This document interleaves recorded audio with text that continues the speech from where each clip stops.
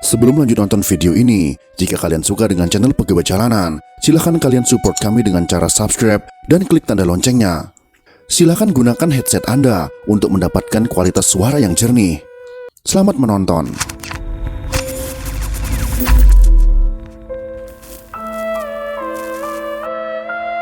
Apa guna punya ilmu tinggi kalau hanya untuk mengibuli? Tahun 1998 adalah tahun penuh gejolak di Indonesia. Pada tahun ini terjadi kerusuhan yang menyebabkan berakhirnya masa Orde Baru dan lahirnya masa reformasi. Kerusuhan ini diawali oleh krisis finansial Asia. Masyarakat lalu melakukan demonstrasi kepada rezim Orde Baru. Selain itu, kerusuhan juga dipicu oleh tragedi Trisakti, di mana 4 mahasiswa Universitas Trisakti ditembak dan terbunuh dalam demonstrasi. Hal inilah yang mengakibatkan penurunan jabatan Presiden Soeharto serta pelantikan B.J. Habibie dalam peristiwa ini. Dalam peristiwa ini, terdapat 13 orang aktivis yang dinyatakan hilang dan tidak diketahui keberadaannya hingga saat ini. Salah satu orang yang hilang dalam peristiwa ini adalah Widji Tukul, salah seorang aktivis sekaligus penyair. Ada 3 sajak Tukul yang populer dan menjadi sajak wajib dalam aksi-aksi massa, yaitu peringatan, sajak suara, serta bunga dan tembok. Widji Tukul lahir pada tanggal 26 Agustus tahun 1963 di pinggiran kota Solo, Jawa Tengah dengan nama asli yaitu Widji Widodo. Ia adalah penyair dan aktivis hak asasi manusia berkebangsaan Indonesia. Tukul merupakan salah satu tokoh yang ikut melawan rezim Orde Baru. Namun Tukul dinyatakan hilang dan tidak diketahui keberadaannya sampai sekarang. Kemudian muncul dugaan bahwa Tukul diculik oleh militer bersama beberapa aktivis lainnya pada kerusuhan tahun 1998. Widji Tukul lahir dari keluarga miskin. Ayahnya adalah tukang becak sedangkan ibunya mengatur urusan rumah tangga. Tukul sempat merasakan bangku sekolah menengah karawitan Indonesia jurusan tari, namun hanya sampai kelas 2.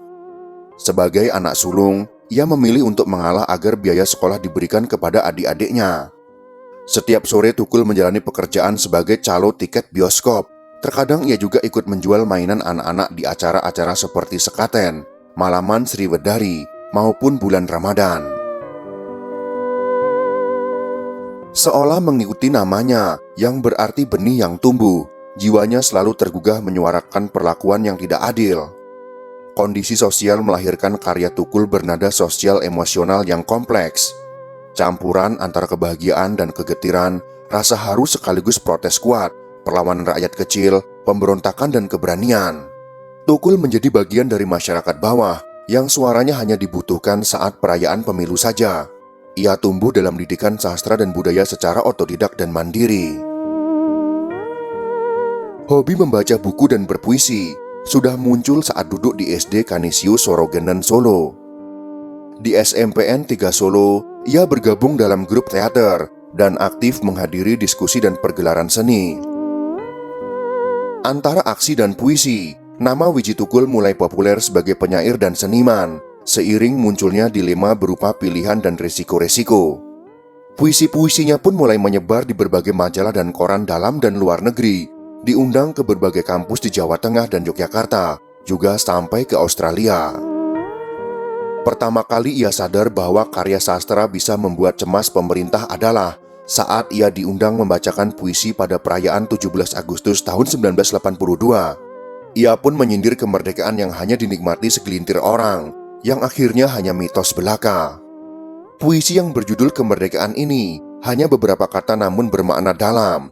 Puisi itu berbunyi, "Kemerdekaan adalah nasi, dimakan jadi tai." Keesokan harinya panitia penyelenggara di salah satu kampung daerah Solo dipanggil ke kelurahan. Itulah pertama kalinya ia mengalami represi, tapi perlawanannya terus berjalan. Pada bulan Oktober tahun 1989, Tukul menikah dengan istrinya yang bernama Siti Dia Sucirah alias Sipon yang saat itu berprofesi sebagai buruh. Tak lama semenjak pernikahannya, pasangan Tukul Sipon dikaruniai anak pertama bernama Fitri Ngantiwani. Kemudian pada tanggal 22 Desember tahun 1993, anak kedua mereka lahir yang diberi nama Fajar Merah. Pada tahun 1991, ia memperoleh hadiah sastra Werdem and Courage Award. Tukul adalah seniman pertama bersama Rendra yang memperoleh penghargaan sejak yayasan itu didirikan untuk menghormati sosiolog dan ilmuwan Belanda yang bernama W.F. Werdem. Ia terjun dalam aksi demonstrasi dan solider dengan penderitaan rakyat yang diperlakukan tidak semena-mena, dikatakannya sebagai panggilan hidupnya. Beberapa tahun kemudian, Tukul terlibat dalam advokasi kaum miskin dan buruh perkotaan.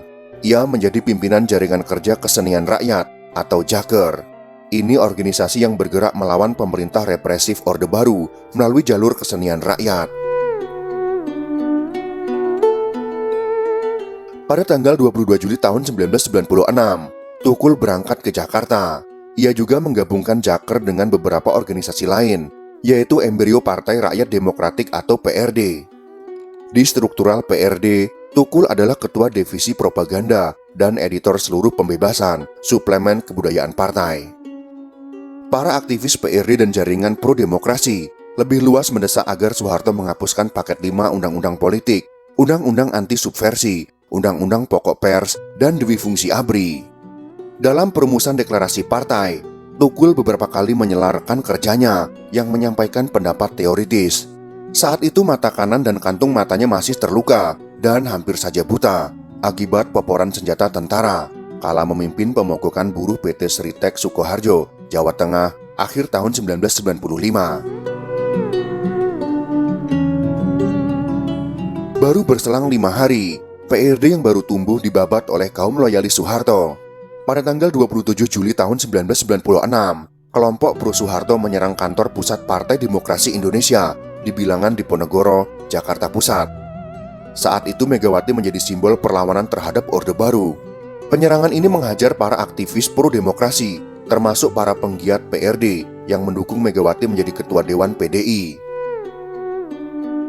Kubu PDI lainnya berupaya menggagalkan rencana tersebut dan merebut kantor partai. Peristiwa ini dikenal dengan Kuda Tuli, akronim dengan kerusuhan 27 Juli. Komisi Nasional untuk Hak Asasi Manusia menyatakan kerusuhan itu mengakibatkan 5 orang tewas, 149 orang luka-luka, dan 23 orang hilang. Kerugian material mencapai 100 miliar. Pemerintahan Orde Baru kemudian dianggap menjadikan PRD sebagai kambing hitam dalang di balik serangan tersebut.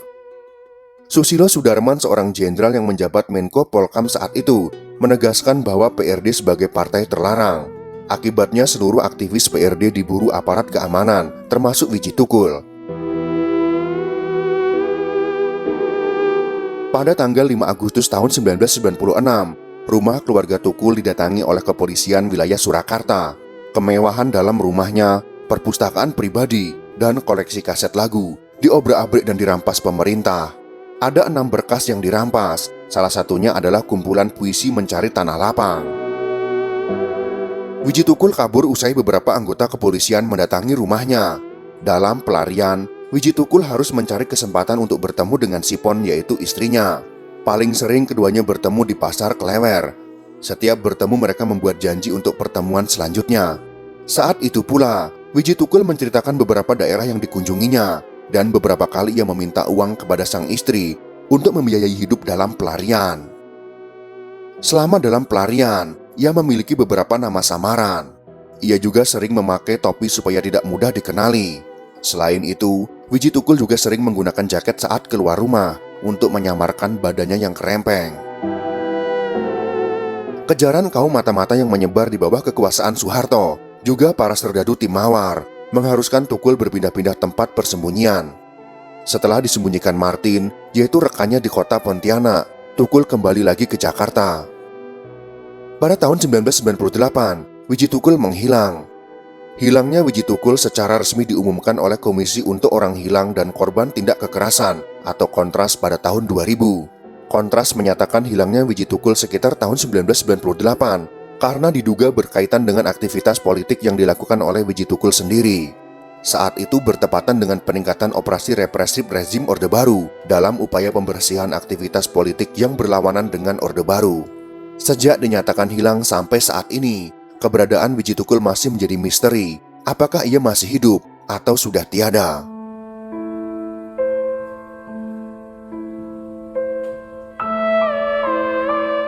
Sempat terdengar kabar miring bahwa Wiji Tukul membantu kemerdekaan Timor Leste dengan cara membuat bom sehingga diberikan penghargaan. Dikatakan pula bahwa Wiji Tukul tewas karena bom. Ikatan Keluarga Orang Hilang atau IKOHI angkat bicara terkait kabar miring atas pemberian penghargaan terhadap Wiji Tukul dari mantan Perdana Menteri Timor Leste, yaitu Xanana Gusmão. Tukul yang hingga kini keberadaannya tak diketahui, mendapat penghargaan karena merupakan bagian dari Partai Rakyat Demokratik atau PRD yang dahulu mendukung kemerdekaan Timor Leste. Acara penghargaan diberikan di sela seminar Konferensi Internasional Kedaulatan Laut Timor Leste adalah hak yang tak terbantahkan, yang digelar pada tanggal 16 Maret tahun 2006 di ibu kota Dili, Timor Leste. Tukul mendapat penghargaan karena bersama PRD mendukung kemerdekaan Timor Leste dan Jaker Jaringan Kerja Kebudayaan Rakyat terlibat dalam pembentukan Solidaritas Perjuangan Maubere atau SPRIM. Piagam diberikan Xanana kepada anak perempuan Wiji Tukul, yaitu Fitri Ngantiwani. Terkait dengan isi media sosial yang menyebut Tukul diberi penghargaan karena membuat bom untuk Timor Leste, namun pernyataan tersebut masih belum dapat dibuktikan, karena tidak ada satupun orang di lokasi yang mengatakan Tukul membuat bom. Tidak ada juga orang yang mengatakan Tukul mati di perbatasan karena bom. Dalam acara itu, Xanana Gusmão lebih banyak mengungkapkan tentang perjuangan untuk mendapatkan kedaulatan atas Laut Timor Leste. Nama Wiji Tukul sama sekali tak disinggung di depan para peserta seminar. Hingga saat ini keberadaan Wiji Tukul masih belum ditemukan. Entah memang diculik pemerintah Soeharto seperti dugaan orang-orang, atau tewas saat membantu kemerdekaan Timor Leste, atau mungkin masih hidup dengan nama lain. Namun yang pasti, keluarganya saat ini tidak lagi mendengar kabar tentangnya. Kita saat ini hanya dapat membaca karya-karyanya tanpa mengetahui keberadaannya. Semoga tidak ada lagi kerusuhan yang memecah belah Indonesia, seperti peristiwa-peristiwa lampau di Indonesia. Jika kalian suka dengan video ini, silakan berikan jempol ke atas. Dan jika kalian menganggap video ini bermanfaat, maka bagikanlah untuk teman-teman Anda yang lain. Terima kasih sudah menonton.